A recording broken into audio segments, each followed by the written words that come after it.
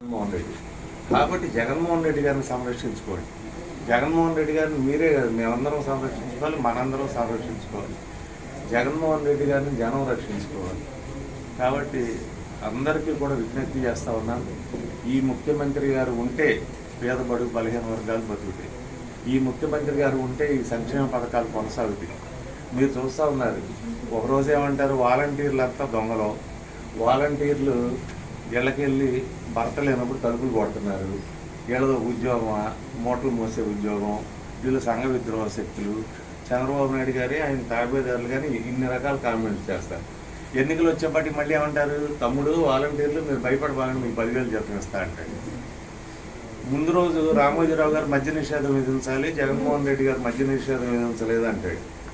చంద్రబాబు గారు ఏమంటాడు, సాయంత్రానికి తమ్ముళ్ళు బాగా పనిచేసి సాయంత్రానికి ఫుల్ బాటిల్ హాఫ్ బాటిల్ తాగాలంటే నారావారి సారా, నాణ్యమైన సారా నేను సప్లై చేస్తా తమ్ముళ్ళు అంటాడు. కాబట్టి అవుట్డేటెడ్ నాయకుడు. ఆయన ఏం మాట్లాడుతున్నాడో చంద్రబాబు నాయుడు గారికి ఒక స్పష్టత లేదు. ముందు రోజు మాట్లాడిన దానికి వెనక రోజు మాట్లాడిన దానికి చాలా తేడా ఉంది. ముందు రోజు ఓడి చెబుతాడు, వెనక రోజు ఓడి చెబుతాడు. ఆయన ఏ రోజైనా కూడా ఈరోజు బీజేపీ పార్టీతో పొత్తు పెట్టుకున్నాడు. వైజాగ్ స్టీల్ ప్లాంట్ గురించి బీజేపీ పార్టీ కానీ వీళ్ళు కానీ చిలకలూరిపేట మహాసభలో ఏమైనా మాట్లాడారా? మా అక్క పురంధరేశ్వరి గారు కానీ లేకపోతే ఈ గౌరవనీయులు నారా చంద్రబాబు నాయుడు గారు కానీ వైజాగ్ స్టీల్ ప్లాంట్ మీద ఏం చెబుతారు? ఇప్పుడు వీళ్ళిద్దరూ కలిసి జెండాలు పట్టుకు తిరుగుతున్నారు.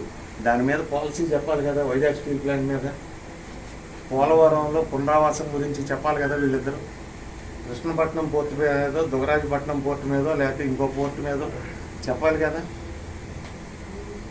లేకపోతే ఈ రాష్ట్రంలో వీళ్ళు చెప్పేటువంటి సూపర్ 6లో, సూపర్ 7లో ఉచిత బస్సు, ఉచిత గ్యాస్ సిలిండరు వేరే బీజేపీ పాలిత రాష్ట్రాల్లో కూడా చేస్తామని మా అక్క పురంధరేశ్వరి గారు చెప్పాలిగా. అంటే వాళ్ళదొక, మోడీ గారు వచ్చి చిలకలూరుపేటలో ఏం చెబుతారు, ఎన్డీఏ ప్రభుత్వం మోడీకా గ్యారంటీ అంటాడు ఆయన. ఈయన ఏమంటాడు, 6 ప్యాక్ 7 ప్యాక్ చంద్రబాబు అంటాడు. ఈ రెండింటిలో ఏది కూడా కామన్ లేదు. డబుల్ ఇంజిన్ అంటారు. ఒక ఇంజిన్ ముందుకు లాగుతూ ఉంటుంది, ఒక ఇంజిన్ వెనక్కి లాగుతూ ఉంటుంది. ఎక్కడైనా వాళ్ళ ఎజెండాలో స్పష్టత ఉందా? వాళ్ళ కామన్ ఎజెండా ఉందా? ఇన్ని పార్టీలు కలిసి ఎందుకు పోటీ చేస్తున్నాయి? జనానికి మంచి చేయాలనే ఉద్దేశం ఉండాలి. మంచి చేయాలంటే కలిసి మేమేం మంచి చేస్తామని చెప్పాలి.